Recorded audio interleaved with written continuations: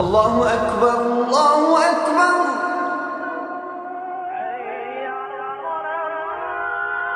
الله أكبر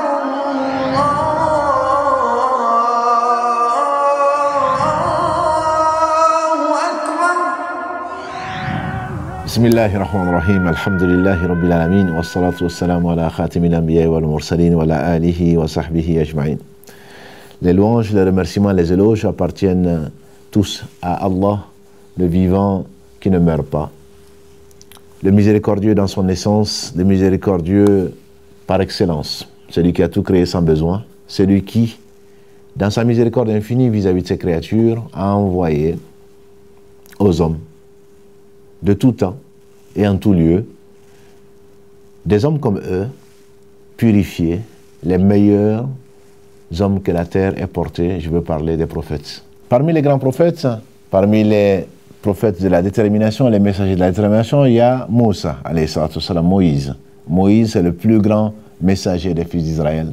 Allah lui a parlé de vive voix. Allah lui a donné la Torah, comme on le sait. C'est le prophète le plus cité dans le Coran. Moïse a été bien éprouvé. Un jour meilleur qu'aujourd'hui, le prophète, que Dieu le bénisse, un bédouin ignorant l'a pris par le col et au point qu'on voyait les traces donc de son habit sur son cou, et il a dit comme réponse que Allah fasse miséricorde à mon frère Moussa, Moïse. Il a eu des fils d'Israël, il a vécu bien pire que cela.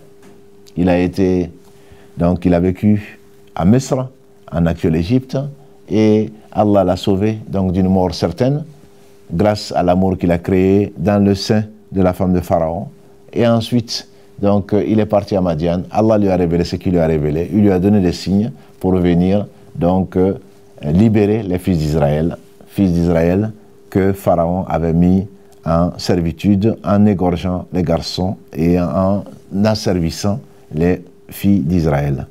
Moïse a été persécuté avec son peuple, que Dieu le bénisse. Ensuite, Dieu lui a donné, comme à tous les prophètes, des miracles, entre autres son bâton avec lequel il a frappé donc la mer qui s'est fendue pour permettre donc aux fils d'Israël de fuir avec Moussa alayhi salatu wassalam, histoire à laquelle nous avons consacré donc une courte vidéo.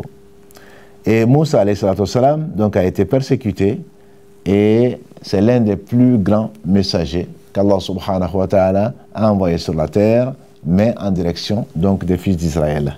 Après lui, il a envoyé Jésus, alayhi salatu wassalam, le fils de Marie, le Verbe de Dieu. Il a suffi que Dieu, comme en toute chose, dise soit, et il fut. Allah a envoyé à sa mère, qui était une pieuse, Mariam, qu'Allah la bénisse, un ange sous la forme d'un homme pour lui annoncer la naissance d'un fils.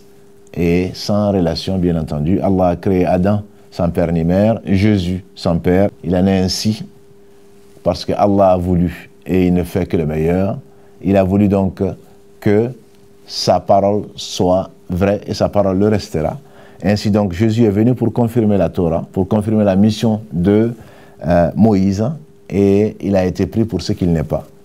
Dieu n'a ni enfant, ni compagne, et il se passe de tout. Jésus n'est pas mort, comme Allah l'atteste dans le chapitre 4, verset 157 et suivant. Jésus n'est pas mort, il n'a pas été crucifié, mais ça a été un faux semblant. Allah l'a élevé et il descendra avant la fin des temps. C'est l'un des grands signes, l'un des 10 grands signes de la fin du monde. Et à cela également, nous avons consacré une courte vidéo. Ce qu'il faut savoir, c'est que tous les prophètes ont été envoyés à leur peuple.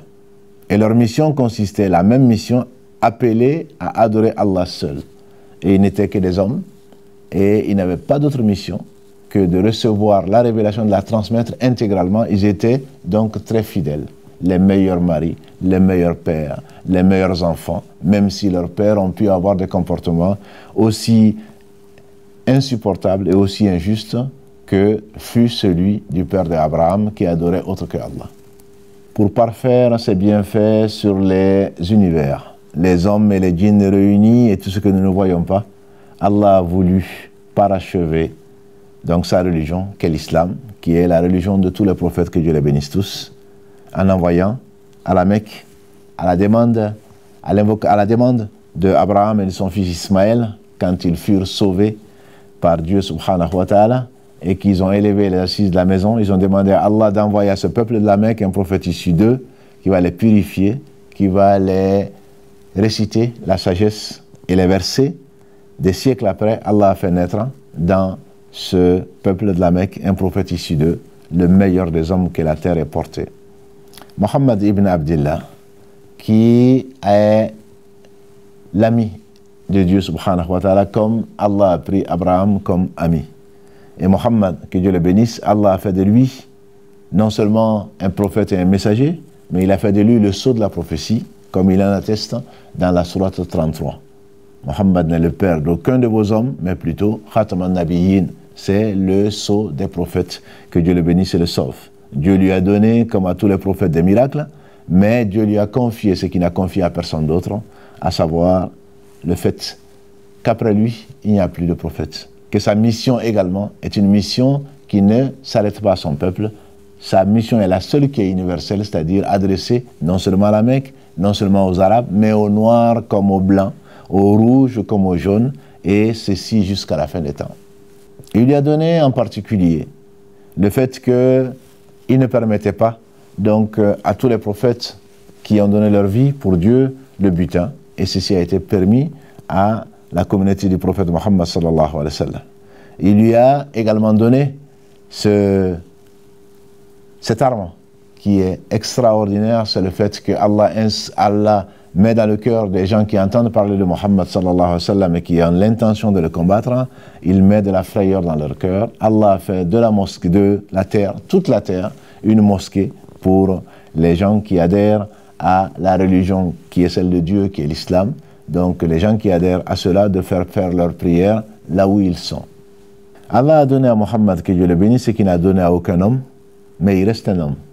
Il reste un homme, et donc il a souffert, il n'a pas connu son père.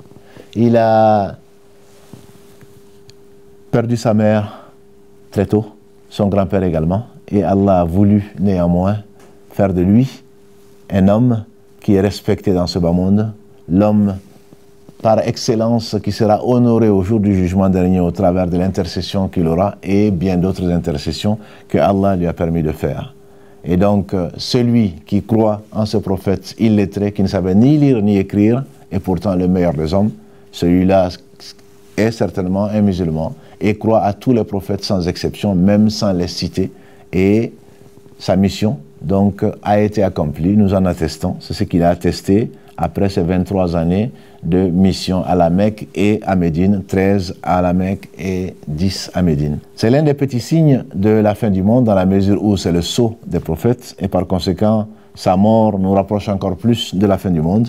Et celui qui atteste sincèrement qu'il est le messager d'Allah subhanahu wa ta'ala se doit donc de croire en lui, de le dire donc par la bouche et également d'y croire dans le cœur, de traduire cette croyance réelle, non seulement par le fait d'ajouter foi à tout ce qu'il a annoncé comme nouvelle du passé, comme du futur, et également d'adorer Allah subhanahu wa ta'ala au travers de ce qu'il a apporté, alayhi salatu wassalam.